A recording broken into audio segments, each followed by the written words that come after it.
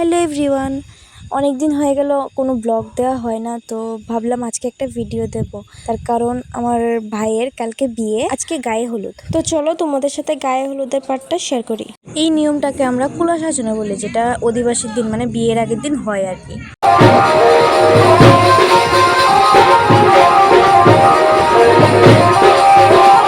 আর এদিকে সব বোন তারা মিলে হলদির জন্য থালা সাজাচ্ছিল, মানে যেটার মধ্যে হলদির বাটিটা রাখবে সেটাই সাজানো হচ্ছে। রিয়েল ফুলটা হয়তো কোনো কারণে আনা হয়নি, তাই কাগজের ফুল হয় না, এগুলো দিয়ে সাজাচ্ছে। কারণ আর কি করবে, এটা দিয়ে সাজাতে হবে। এখানে কিছু ফল আনা হয়েছে, এগুলো কেটে দেওয়ার জন্য সাইডে, দেখতে ভালো লাগে আর কি। রাত্র হয়ে যাচ্ছিল, তাই একদম সিম্পল ভাবে কেটে নিয়েছি, কারণ পরেও তো আমরা রেডি হতে হবে। আর এখানে মহারানী সাজার জন্য রেডি হচ্ছে, সবকিছু নিয়ে নেল পলিশ লাগাচ্ছে। এখন হাতে 5টা আঙ্গুল, কিন্তু নিয়েছে 6টা নেল পলিশ। আর এই ছোট্ট কিউটিটা হলো আমার বোন। ও যে সাজতে এত পছন্দ করে, কি বলবো, আমার আগে সেজে বসে আছে। ফার্স্টে ওকে রেডি করিয়ে আমিও রেডি হয়ে গেছি। এখানে গিয়ে দেখি সবাই মিলে যাচ্ছিল কালী মন্দিরে, আরও নাকি কি নিয়ম আছে এখানে।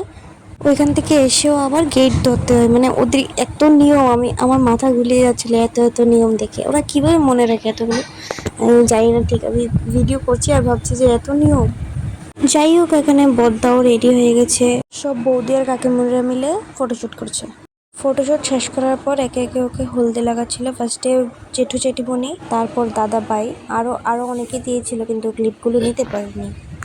কেকটাও ভীষণ সুন্দর ছিল অ্যান্ড টেস্টি ছিল। কেক কাটা শেষ হওয়ার পর সব বোন বৌদিদের ফটোশ্যুট হচ্ছিল।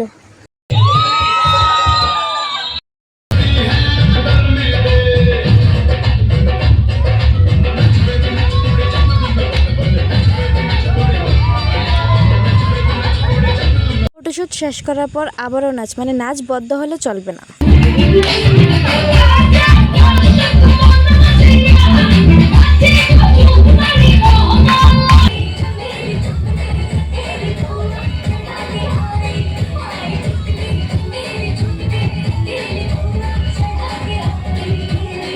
তো আজকে হলদি শেষ, পরের বিয়ের পার্টে দেখা হচ্ছে।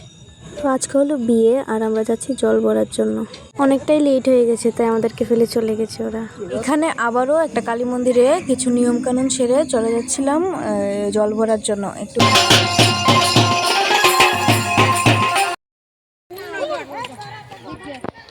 এখানে জল ভরে আসার পর আবারও গেট ধরতে হয়, তো সবাই মিলে গেট ধরছিল।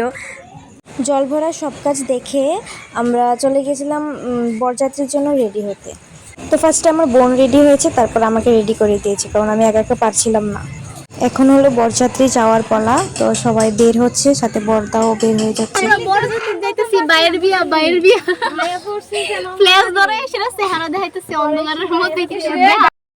আমরা সবাই গাড়ির মধ্যে কথা বলতে বলতেই চলে এসেছি, কারণ বৌদির বাড়ি আমাদের বাড়ি থেকে বেশি দূর না, ওই 10-15 মিনিটের রাস্তা হবে। তো কনের মা এসে বরণ করে নিল, তারপর হবে যুদ্ধ।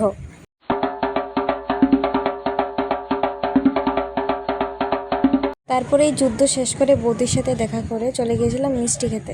দিয়েছিল মিষ্টি আর জুস, তো মিষ্টিটা খেতে পারিনি, তাই জুসটা খেয়েছি। জুস খেতে খেতে দেখি ভাই আর বৌদির মালা বদল হয়ে যাচ্ছিল।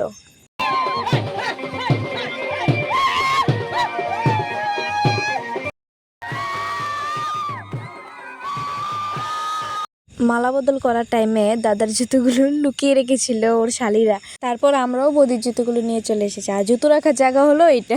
অনেক রাত্র হয়ে গিয়েছিল, তাই আর দেরি না করে আমরা খাবারের জন্য বসে পড়েছিলাম।